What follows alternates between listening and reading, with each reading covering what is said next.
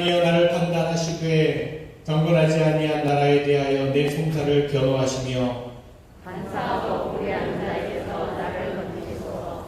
주는 나의 힘이 되신 하나님이시거늘 어찌하여 나를 버리셨나이까. 내가 어찌하여 원수의 억압으로 말미암아 슬프게 다니나이까. 주의 빛과 주의 진리를 보내시어 나를 인도하시고 주의 거룩한 삶과 주께서 여기시는 곳에 이르게 하소서. 그런즉 내가 하나님의 제단에 나아가 나의 큰 기쁨의 하나님께 이르리이다. 하나님이여 나의 하나님이여 내가 손으로 주를 찬양하리이다. 내 영혼아 내가 어찌하여 낙심하며 어찌하여 내 속에서 불안해하는가. 너는 하나님께 성공하라. 그가 나타나 도우심으로 말미암아 내 하나님을 여전히 찬송하리로다. 아멘. 사도신경으로 우리 믿음의 고백을 올려드립니다. 전능하사 천지를 만드신 하나님 아버지를 내가 믿사오며 그 외아들 우리 주 예수 그리스도를 믿사오니 이는 성령으로 잉태하사 동정녀 마리아에게 나시고 본디오 빌라도에게 고난을 받으사 십자가에 못 박혀 죽으시고 장사한 지 사흘 만에 죽은 자 가운데서 다시 살아나시며 하늘에 오르사 전능하신 하나님 우편에 앉아 계시다가 저리로서 산 자와 죽은 자를 심판하러 오시리라. 성령을 믿사오며 거룩한 공예와 성도가 서로 교통하는 것과 죄를 사하여 주시는 것과 몸이 다시 사는 것과 영원히 사는 것을 믿사옵나이다. 아멘.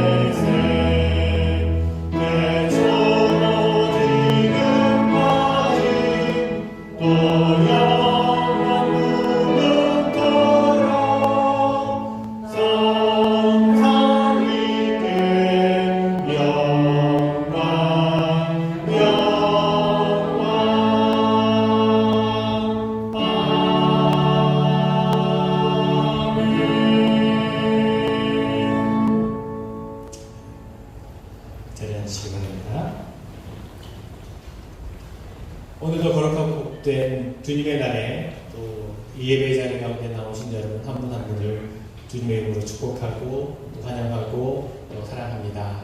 이 예배 가운데 하나님께서 부어주시는 은혜와 또 평강과 또 축복이 여러분 모두에게 예배하는 모든 이들에게 가득 넘치기를 축원을 드립니다. 우리 가정에서 영상으로 예배를 드리시는 분도 축복합니다. 우리 한번 우리 서로 주변에 있는 분과 인사 나누겠습니다. 사랑합니다. 축복합니다.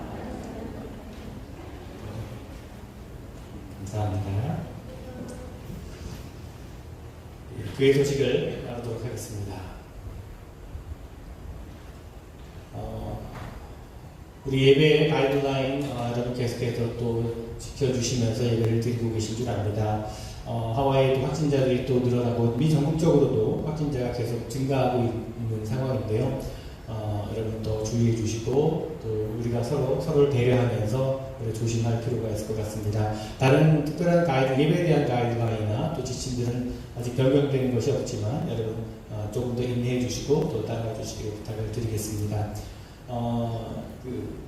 지난주일에 제가 다른 교회 행사를 갔는데 거기서 감리산을 뵀어요. 여쭤봤더니 예배에 대한 가이드라인은 마스크 착용만 하면 소셜 디스턴스는 예배에서 크게 지키지 않아도 마스크만 착용하고 있으면 괜찮다고 그렇게 말씀을 하시더라고요. 그래서 지난주에 그 예배 행사도 보니까 그렇게 따르시더라고요. 그러니까 여러분 마스크 쓰는 거 하고 아직 지켜주시기를 부탁을 드리겠습니다. 한글학교가 이번 토요일날 여름학기 종강을 합니다. 그동안 섬겨주신 분들 감사드리고 또 계속해서 우리 한글학교에 관심을 가져주시기를 바랍니다. 또 가을학기 시작할 때 또 안내해 드리도록 하겠습니다. 하모니카 클래스 계속 또 진행 중에 있고요. 우리 관심 있는 분들은 우리 데이비 목사님께 혹은 저에게 말씀해 주시기를 바랍니다. 우리 주일 애찬 또 추가로 사인해 주시고 계신데 정말 감사드리고요.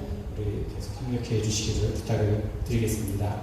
지난 주 중에 제가 SNS 메시지로 우리 성도님들께 보내드린 메시지 가운데 우리 마다가스카르 선교지를 위한 중보기도 부탁을 드렸더니 우리 몇 분께서 성도님께서 돕고 싶다라고 하는 그런 의사를 보내주셔서 오늘 예배 때 혹시 여러분 마음이 동하신 분들은 헌금 그 봉투에 마다가스카르 혹은 선교 헌금 이렇게 적어주셔서 헌금하시게 되면 그렇게 적어서 드려진 헌금들은 따로 모아서 우리 마다가스카르 선교지로 보내도록 성사님께 보내도록 그렇게 하겠습니다. 특별히 여러분 계속해서 무엇보다 기도해 주시는 거 부탁을 드리겠습니다. 우리 정말 고통 가운데 있는 분들 그 선교지를 위해서 그 땅을 위해서 계속해서 중보해 주시기를 부탁을 드리겠습니다. 이제 어려운 때에 여러분 더욱더 서로를 돌아보며 어려운 가운데 있는 분들에게 또 선한 그런 영향력을 또 줄 수 있는 여러분 되시기를 부탁을 드리겠습니다. 꼭 도움이 필요하신 분들은 언제든지 말씀해 주시고요. 또 여러분 개인적으로 혹은 가정적으로 기도해 주는 분 있으시면 언제든지 또 말씀해 주시기를 바랍니다. 중보하도록 하겠습니다. 또 출타 중인 교우들 또 함께하지 못한 우리 성도님들 어디 있든지 그곳에서 또 하나님의 또 은혜 가운데 또 승리하시기를 또 기도하겠습니다. 영어부 성도님, 데니김 성도님의 장례의식이 오늘 토요일 오전 10시 30분에 뉴질랜드 몰초로에서 있습니다. 위해서 기도해 주시기를 부탁을 드리겠습니다. 오늘 애차하는 우리 유정민, 한유미 성도님 가정, 또 송지홍, 한유주 집사님 가정에서 함께 또 섬겨 주셨습니다. 감사를 드립니다. 재단미하는 우리 박보경 집사님께서 섬겨 주셨습니다.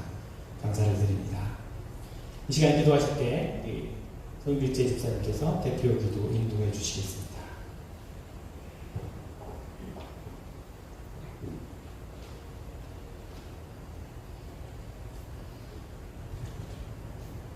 같이 기도 드리시겠습니다.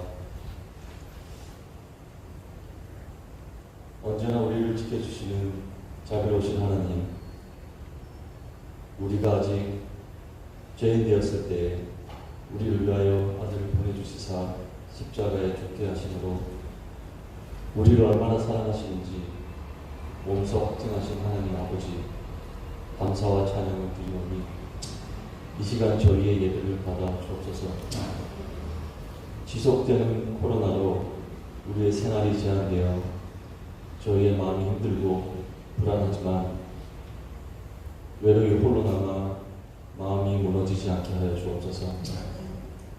주님께서 저희의 약함을 다 아시니 사랑으로 인도하시고 세상 걱정과 근심을 이 자리에 모두 내려놓게 하시고 모두 거두어 가옵소서. 저희 모두의 건강을 지켜주시고 원치 않은 질병으로 고통받으시는 성도들에게 하나님께서 창조하신 그 능력의 손으로 온전케 하여 주옵소서.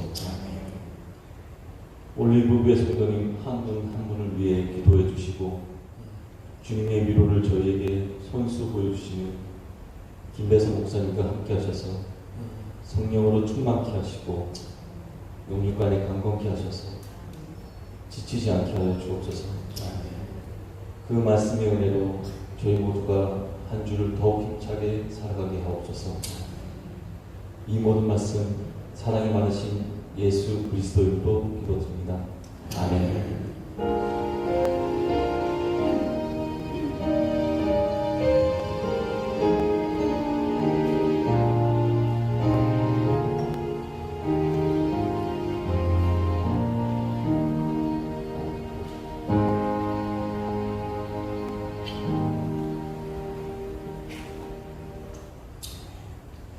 오늘 우리에게 주신 하나님의 말씀은 신약성경 누가복음 18장 9절부터 14절까지 말씀입니다. 누가복음 18장 9절부터 14절까지 말씀입니다.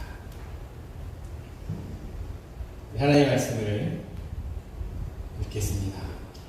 또 자기를 의롭다고 믿고 다른 사람을 멸시하는 자들에게 이 비유로 말씀하시되 두 사람이 기도하러 성전에 올라가니 하나는 바리새인이요 하나는 세리라. 바리새인은 서서 따로 기도하여 이르되 하나님이여 나는 다른 사람들 곧 토색 불의 간음을 하는 자들과 같이 아니하고 이 세리와도 같이 아니함을 감사하나이다.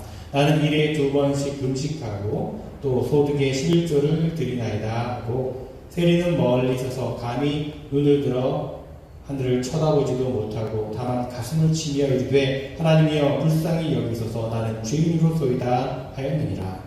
내가 너희에게 이르노니 이에 저 바리새인들이 아니고 이 사람이 의롭다 하심을 받고 그의 집으로 내려갔느니라. 무릇 자기를 높이는 자는 낮아지고 자기를 낮추는 자는 높아지리라 하시니라. 아멘. 이 시간에 특별 찬양 우리 요한나 집사님 그리고 우리 김주의 하나님 너를 지키시는 자 특별 연주가 있겠습니다.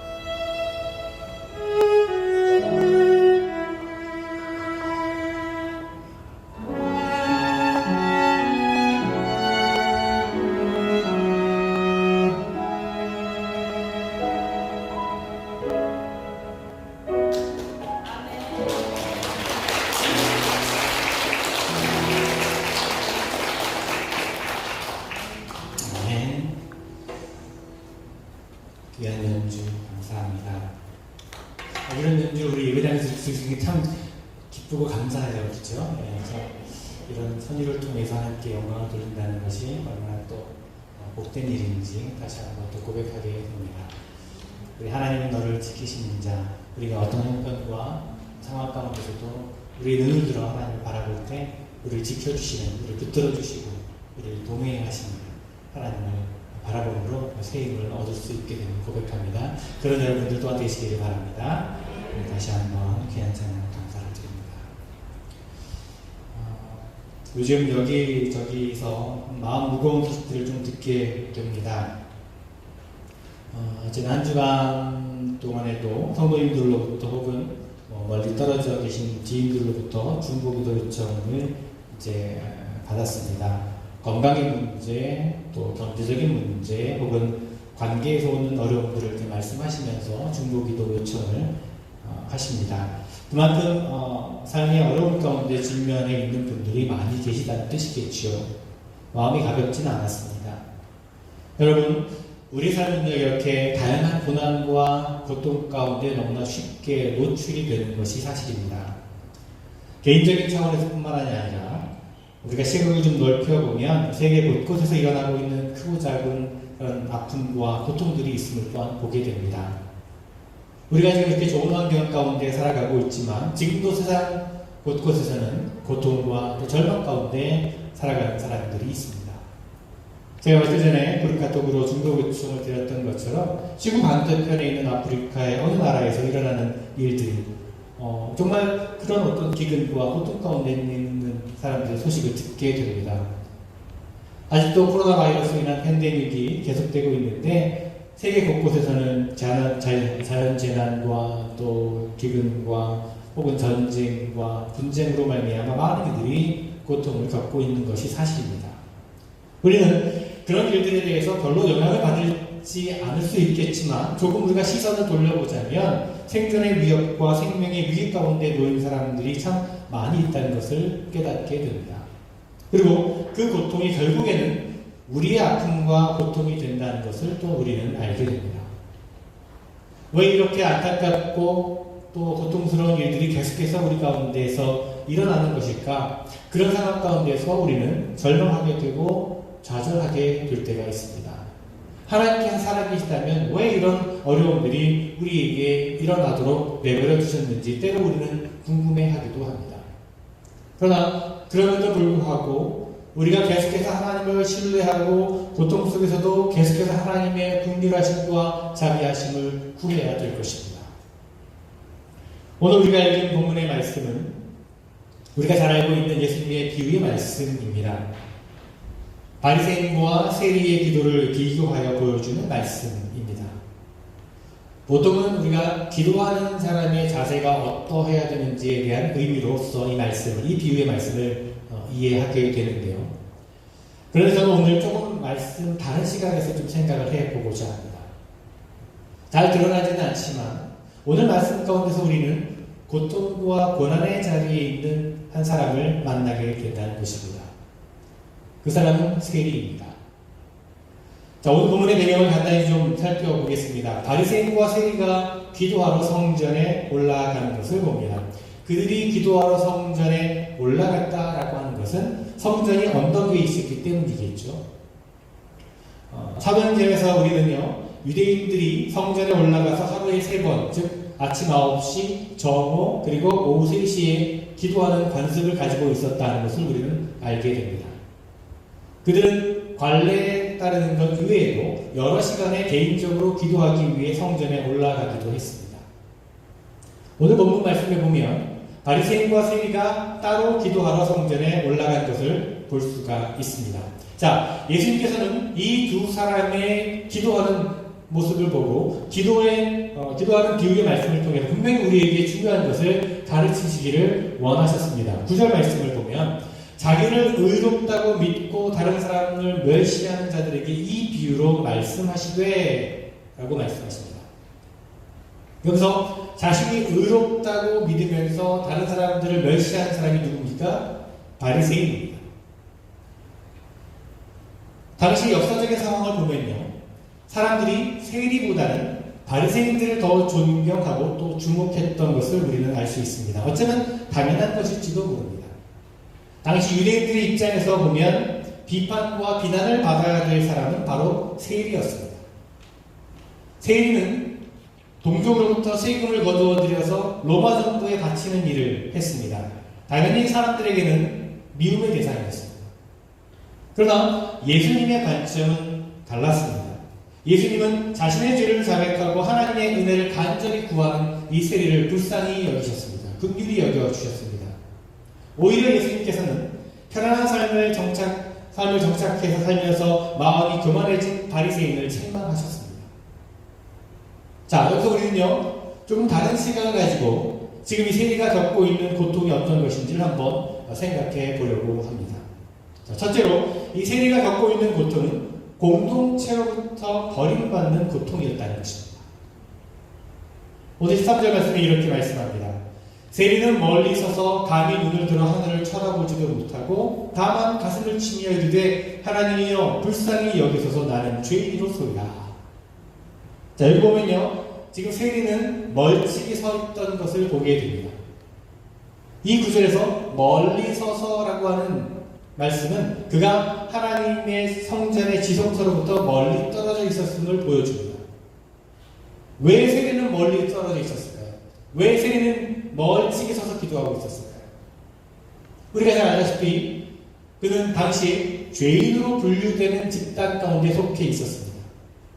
마태복음 9장 10절, 11절 말씀을 보면 예수님께서 마태의 집에서 머무르시면서 음식을 드실 때 많은 세리와 죄인들이 와서 예수님과 예수님의 제자들과 함께 먹었다라고 말씀하고 있습니다. 그런데 바리새인들이 그 모습을 보고 예수님의 제자들에게 물었습니다. 너희 선생은 어찌하여 세리와 죄인들과 함께 있느냐라고 물었습니다.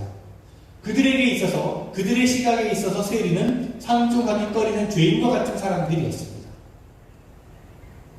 당시 로마 제국은 유대인들로부터 세금을 징수하기 위해서 유대인 민간인들을 고용했습니다. 그들이 바로 세리들입니다.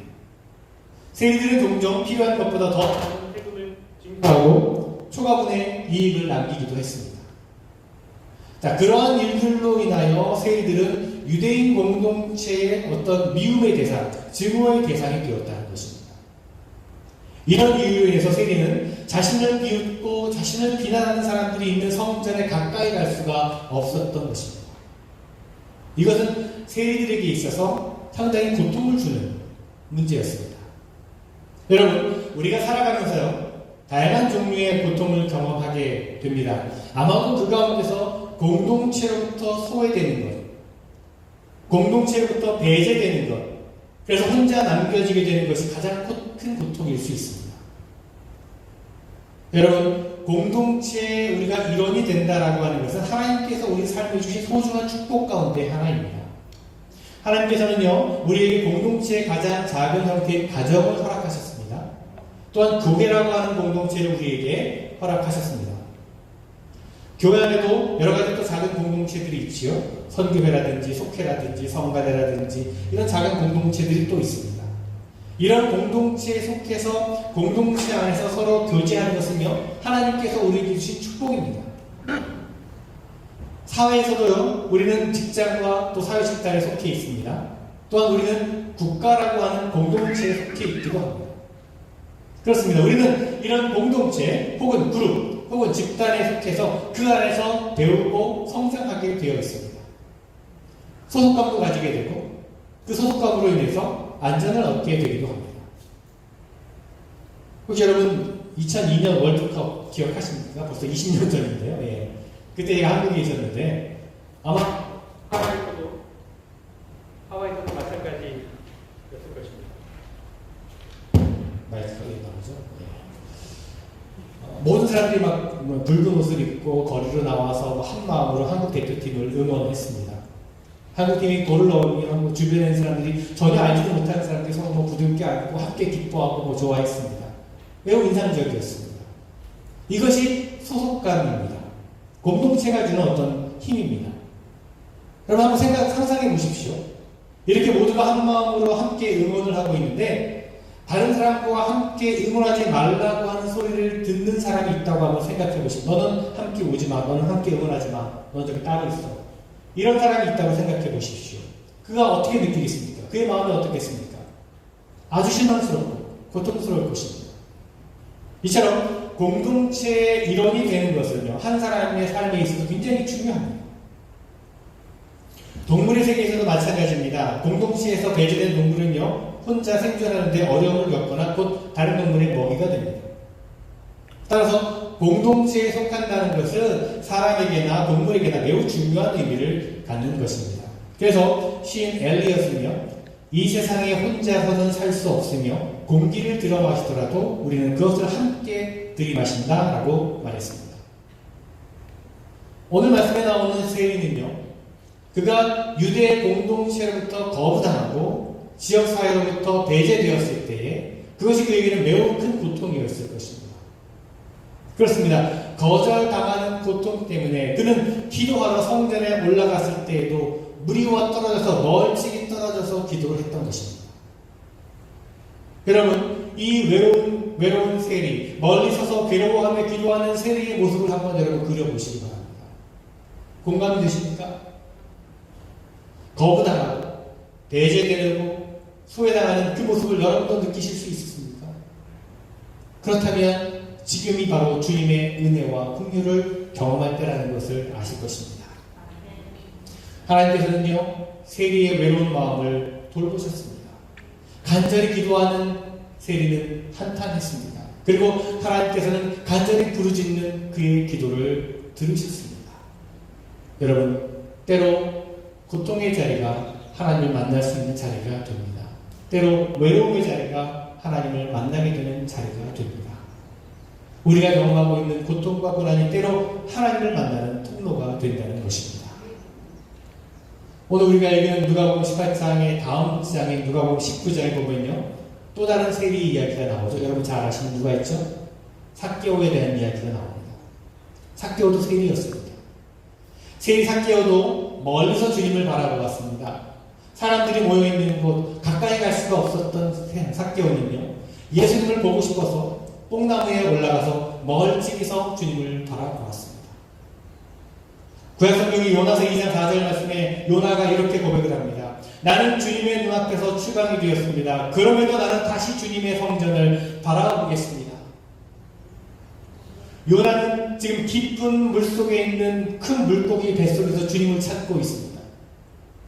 그는 무섭고 깊은 물속에 있었지만 주님을 바라보는 것을 쉬지 않았습니다. 그 절망적인 순간에도 그는 주님의 자비하심이 임하시기를 계속해서 고대했습니다. 그는 무덤처럼 깊은 물속에 있었지만 주님을 바라보는 것을 쉬지 않고 그 절망적인 순간에도 주님의 자비하심이 임하기를 계속해서 고대했던 것입니다. 그렇습니다. 그것이 은혜입니다. 주님과 멀리 떨어져 있다고 느낄 때 주님을 바라보아야 합니다. 우리 삶 가운데 고난이 있고 외롭고 버림받아 따르고 느끼더라도 우리는 주님의 은혜와 자비하심을 계속해서 구해야 한다는 것입니다. 동시에 우리는 공동체로부터 소외된 사람들을 향해서 긍휼의 마음을 가지고 다가가야 합니다. 우리는 서로 돌아보아야 하고 그 누구도 공동체로부터 배제되거나 무시되거나 소외지지 않도록 우리가 관심을 가져야 합니다. 우리는 우리가 받은 주님의 사랑과 자비하심을 다른 사람들과 나누어야 합니다. 이것이 주님께서 우리에게 기대하시고 바라시는 일입니다. 며칠 전에 후배 목사님이 페이스북에 올린 짧은 제가 글을 보았는데 재미있는, 아주 재미있게 표현한 글이었는데 내용인들이 이런 겁니다. 온천을 선전하는 광고에는요, 각종 피부병이 특효라고 홍보를 합니다.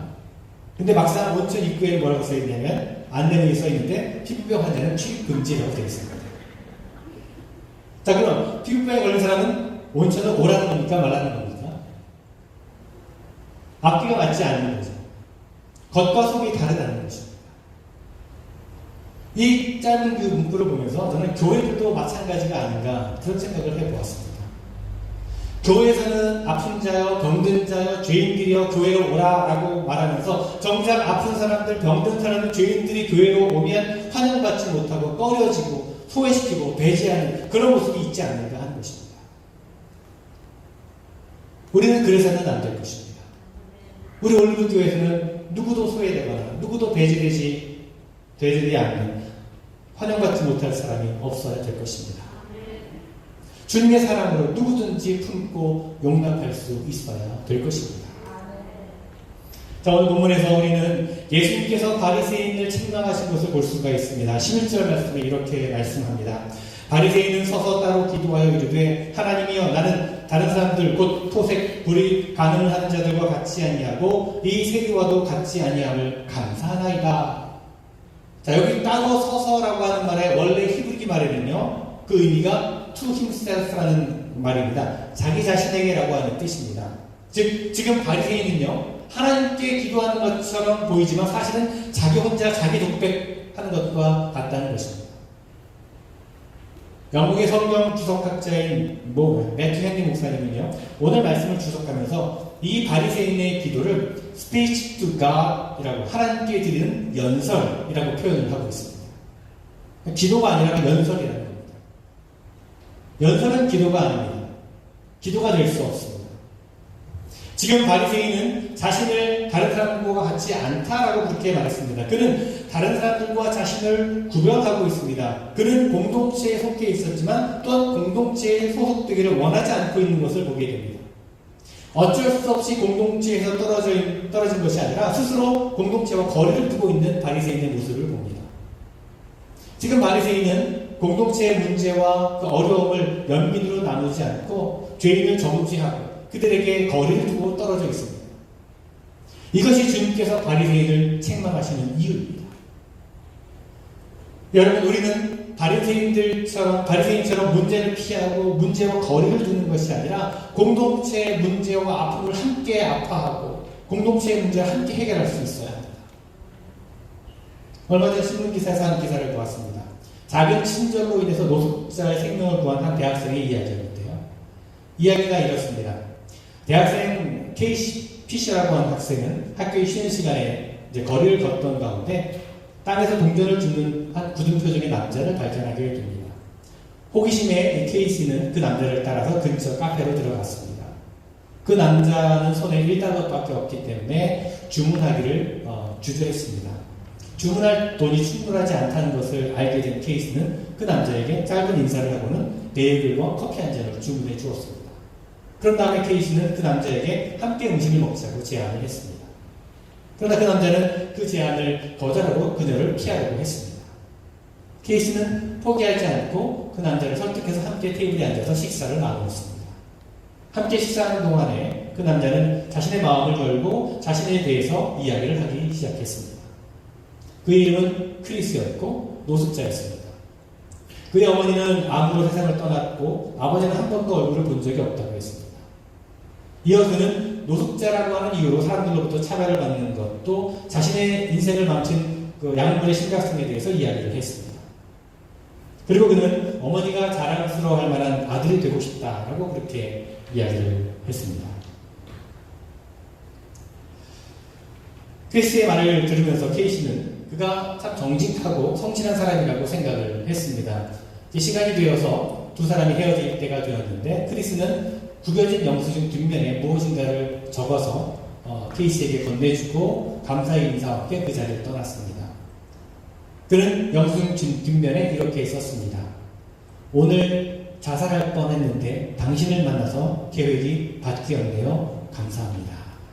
그렇게 적었습니다. 소외되고 매일매일 고통 가운데 시달리던 크리스는 오늘 말씀에 나오는 세리의 모습과 맞닿아 있습니다. 그는 몸을 굽혀 사람들과 떨어진 거리에서 동전을 줍고 있었습니다. 그러나 그는 주님의 은혜와 자비하심을 경험했습니다. 케이시를 통해서 주님의 한결같은 은혜와 사랑을 경험하게 되었습니다. 여러분, 지금도 우리 주변에는 크리스와 같은 사람들이 있습니다. 세리와 같은 사람들이 있습니다. 소외당하고 고통과 절망 가운데 있는 이들이 있습니다. 바라기는 그들과 함께 주님의 은혜와 사랑을 경험할 수 있었으면 좋겠습니다. 자, 세리의 두 번째 고통은요, 자신의 죄로 인한 낮은 자존감이었습니다. 세리는 공동체로부터의 배척 그리고 하나님과 사람들 앞에서 죄 때문에 괴로워했습니다. 죄라고 하는 것은요, 우리에게 고통을 줍니다. 죄는 우리를 힘들게 만듭니다. 그것은 죄는 우리가 죄인임을 상기시켜주기 때문에 그렇습니다.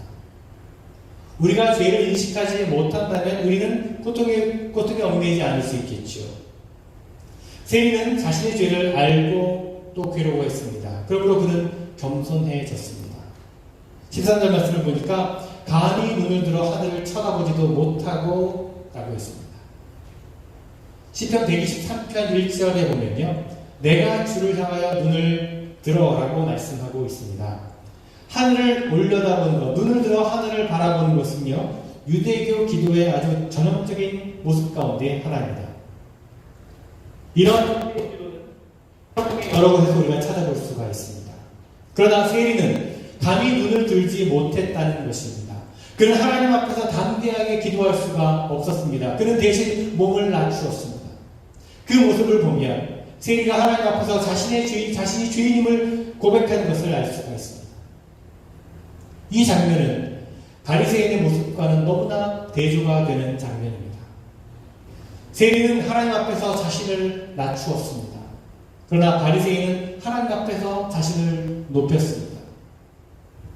세리는 또한 기도하다가 가슴을 치기도 했습니다. 가슴을 친다고 하는 것은요, 단순한 행동이 아닙니다. 우리가 예배를 드리거나 기도할 때 때때로 가슴을 치며 손을 얹고 기도하지 않습니까? 예배하지 않습니까? 이것은 성령께서 우리 마음 가운데 오시길 간절히 원하기 때문에 그렇게 하는 것입니다. 마찬가지로 가슴을 치며 하나님께 기도한다라고 하는 것은 죄의 근원이 되는 마음을 치라는 겁니다. 애통해 하는 겁니다. 세리는 하나님 앞에서 자신을 낮추었기 때문에 고개를 들지 못했습니다. 그리고 자신의 죄를 깨닫고 회개했기 때문에 가슴을 치며 통곡하며 기도했습니다. 또다시 죄를 짓지 않겠다는 굳은 의지를 또한 보여주었습니다.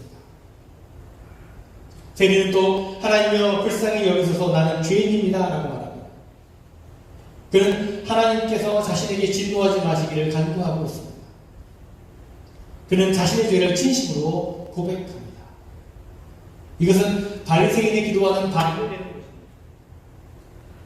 바리새인은 상세한 기도를 드렸습니다. 기도가 아닌 연설을 했습니다. 11절 말씀에서는 바리새인이 자신이 하지 않은 일들에 대해서 말했고 12절 말씀에서는 자신이 행한 일들에 대해서 말하고 있습니다.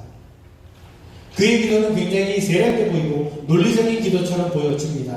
그러나 하나님께서는 그러한 기도에 관심이 없으셨다는 것입니다. 하나님께서는 오히려 단순하지만 죄를 고백한 상한 심정의 기도를 듣기를 원하시고 그런 기도가 의로운 기도라고 말씀해 주십니다. 바리새인은 다른 사람들과 비교하면서 자신을 높였지만 세리는 하나님 앞에서 자신을 낮추고 겸손했습니다. 겸손하고 낮아지는 것은 굴욕과 고통을 경험하는 자리가 될 수도 있습니다. 그러나 하나님의 은혜와 사랑은 낮아지고 겸손한 자에게 빛을 비추신다는 것입니다. 하나님께서는 자신을 낮추는 자는 높이시리라 라고 하는 성경의 말씀대로 세리를 크게 축복하셨습니다. 예수님께서는 친히 가장 낮은 곳을 택하셨습니다. 예수님은 하늘 보좌를 떠나 낮고 거칠고 메마른 이 땅 가운데 오셨습니다. 예수님은 겸손하게 낮은 사람들을 섬기셨습니다. 또한 예수님은 제자들의 더러운 발을 씻기시려고 몸을 낮추셨습니다. 이것이 섬기는 사역입니다. 예수님께서 낮아지셔서 우리를 섬기셨던 것처럼 우리도 낮아짐으로 다른 사람들을 섬기는 삶을 살 수 있어야 할 것입니다. 제가 좋아하는 성경의 장면이 있습니다. 뭐냐면 중풍병자 환자가 4명의 친구들에 의해서 들려져서 예수님께로 나오는 그런 장면입니다. 여러분 다 아시죠? 무리들 때문에 가로막혀서 예수님께로 데려가지 못하게 되자 이 4명의 친구들은 지붕에 올라가서 지붕을 뚫고 아픈 친구를 예수님께로 내려보내는 그런 장면입니다. 그 장면을 묵상할 때마다 참 감동이 됩니다. 우리가 그런 사람들이 되었으면 좋겠습니다. 여러분들이 그런 사람들이 되었으면 좋겠습니다. 여러분, 우리 주변을 한번 살펴보시기 바랍니다. 혹 우리 공동체 주변에서 소외되고 우리 주변을 맴도는 사람들이 있습니까? 외로움 가운데 괴로워하고 있는 이들이 있습니까? 아픔 가운데 힘겨워하는 사람들이 있습니까? 자신이 죄인으로 고백하며 가슴을 치며 눈물 흘리는 사람들이 있습니까? 이제 그들에게 주님의 긍휼하심이 임하도록 우리가 손을 내밀고 우리가 나누고 우리가 섬겨야 할 것입니다. 비교하고 비난하고 정죄하는 것이 아니라 겸손히 자신을 낮추어 주님의 은혜와 사랑이 그곳에 임하도록 우리가 나아가야 될 것입니다. 우리 시선을 조금 더 넓혀서 이 땅에 이 세상 가운데 고통과 아픔과 절망 가운데 있는 이들에게도 우리가 관심을 가질 수 있어야 할 것입니다. 그 고통과 절망의 자리가 은혜와 사랑의 자리로 변할 수 있도록 우리가 섬기고 나누어야 될 것입니다. 말씀을 맺습니다. 여러분, 고통이라고 하는 것은 항상 우리를 찾아옵니다. 우리는 늘 고통에 노출되기 쉽습니다. 여러분 가운데 어떤 분들은 지금 고통 가운데 계신 분들이 있을 것입니다. 우리 이웃이나 혹은 우리가 아는 누군가가 고통 가운데 있는 분들도 있을 것입니다. 아니, 그래 더 넓게 우리가 모르는 누군가 큰 고통 가운데 있을 수도 있습니다. 그러나 여러분, 절망하지 마시기 바랍니다. 우리를 결코 포기하지 않으시는 주님을 바라보시기를 바랍니다. 주님이 우리에게 은혜와 사랑을 베풀어 주십니다. 이제 우리도 주님의 은혜와 사랑으로 세상을 변화시키는 일에, 고통과 아픔의 자리를 은혜와 사랑의 자리로 변화시키는 그 일에 우리가 나아가기를 바랍니다. 그 일에 쓰임받는 우리 모두가 되었으면 좋겠습니다. 그런 여러분 모두가 되시기를 간절히 주님의 이름으로 축원을 드립니다. 기도하겠습니다. 주님, 감사합니다. 주님의 한이 없는 은혜와 사랑에 감사를 드립니다. 혹 우리 가운데 우리 주변에 고통과 아픔과 외로움과 절망 가운데 있는 사람들이 있다면 그들을 돌아보고 주님의 사랑을 나눌 수 있는 저희들 되게 하여 주시옵소서. 그 누구도 주님의 사랑 안에서 환영받지 못하고 소외되거나 배제되지 않도록 하여 주시옵소서. 우리가 더욱더 겸손히 다른 이들을 섬기며 살아가는 일에 힘쓰도록 인도하여 주시옵소서. 그래서 아름다운 믿음의 공동체를 만들어가고 고통과 아픔의 세상을 사랑으로 변화시키는 일에 우리가 쓰임받게 하여 주시옵소서. 예수 그리스도의 이름으로 기도드리옵나이다. 아멘. 이렇게 찬송하시겠습니다.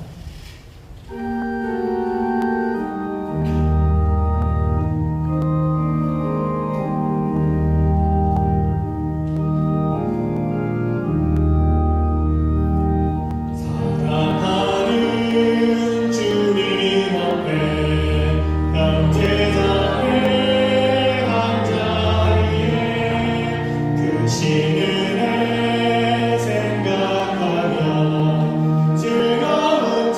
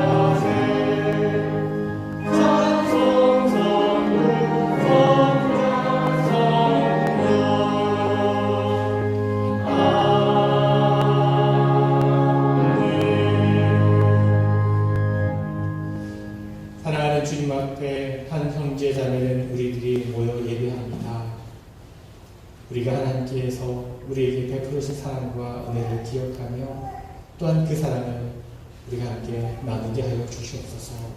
누구도 공동체에서 소외되거나 배제되거나 정말 사랑받지 못하는 것이 아니라 함께 나누고 사랑하고 섬기며 세워질 수 있는 우리 귀한 믿음의 공동체가 되게 하여 주시옵소서.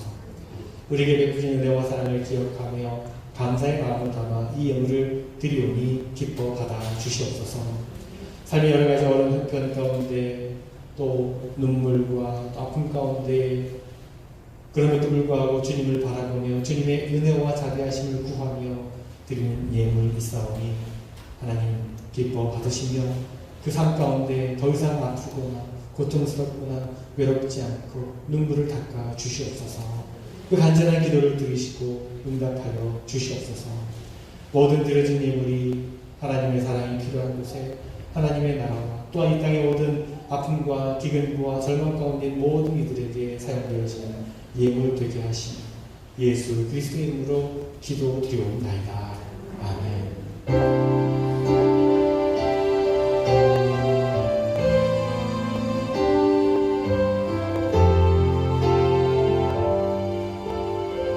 주님 다시 오실 때까지 주님 다시 오실 때까지 나는 이 길을 가리라. 좁은 길 나의 십자가 지고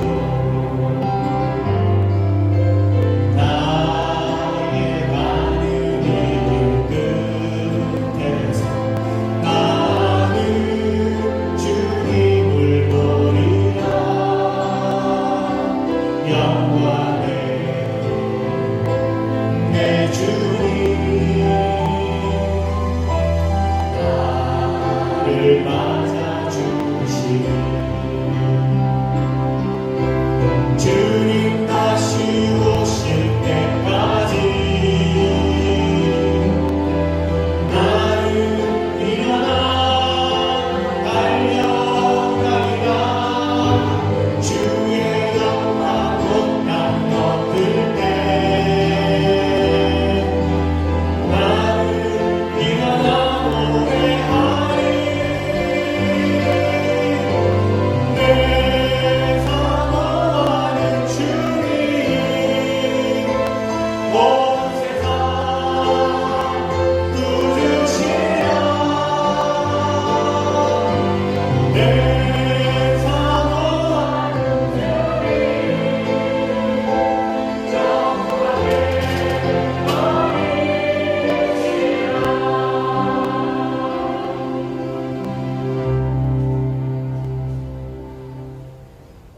이제는 우리 그리스도의 은혜와 하나님 아버지의 그 놀라우신 사랑하심과 성령의 감화 역사 교통 충만하심으로 참으로 주님의 그 긍휼하심과 그 사랑하심을 품고 또 세상 가운데 나아가 겸손히 자신을 낮추며 섬기며 그 사랑과 은혜를 나누기를 간절히 원하는 사랑하는 성도들, 저들의 모든 가정과 일터와 삶의 모든 자리 위에 주의 몸된 공동체 위에 지금으로부터 영원토록 함께 없시기를 간절히 축원하옵나이다.